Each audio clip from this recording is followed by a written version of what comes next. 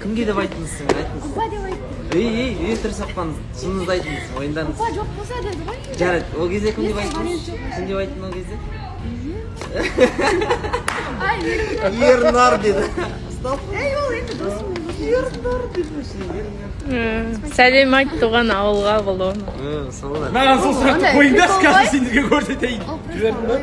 Ойын бар. Енді сіз жоқ болып тұрсыз ғой енді. Жоқ болсаңыз енді амал жоқ, жігітсіз қала ма? Мен Ән айт. Бар шығарда көңілі күшті жақсы. Әнді күшті айтыпсыз ба? Білмеймін, қалдым кішкене, былай. Комментарий оқыдыңыз ба? Оқыдым енді бәрі Жақсы деп жақсы жатыр. болады деп жатыр енді. Маяға ұнаған шығар бастысы. Мая ұнады деп ойлаймын. Келесіде тағы да бір көреміз, жақсылап айтып береміз. Негізі қана. Енді тұрмысқа шығу керек қой біреуге кім болса да. Сондай біреуге деген болмайды ғой, конкрет жүрек қалауына шығу керек. Енді анан Енді жүрегі больше қалап тұр ғой басқаларға қарағанда. Иә, көрінер ғой, мен қалай келдім мысалға. Бұл Расулдан айырылды. Кем ғой мені? Жиырма нешедесің? 20 жыл күткен ғой мені? Қой, саған қалай жалпы қалтаның қалыңдығы маңызды ма, махаббат маңызды ма? Жігіттің как минимум ынтасы, жұмысқа деген Еңбекқор болу керек дейсің бір сөзбен. еңбекқорлығы өте қатты важны.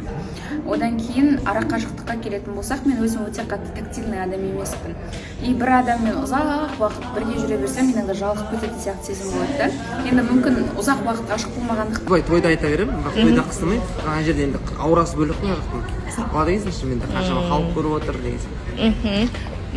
Сіз болашақ келіншегіңізді орамал, халатпен елестетесіз ба, жоқ әлде ол маңызды емес па? Иә, орамал, міндетті түрде басында болады. Басында. Одан кейін ақырында біз келе береді. Бөлек шыққаннан кейін киіп деген шығар. Ал үлкендер келген кезде міндетті түрде.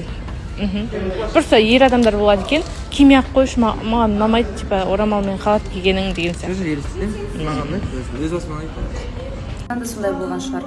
Артық ештеңе айта алмай тұрмын, мүмкін біреуді қатты жақсы көріп қалсам, жанынан шыққым келмей қалатын шығар. Ал арақашықтықтағы махаббатқа сенесің ба өзің? Болып пе?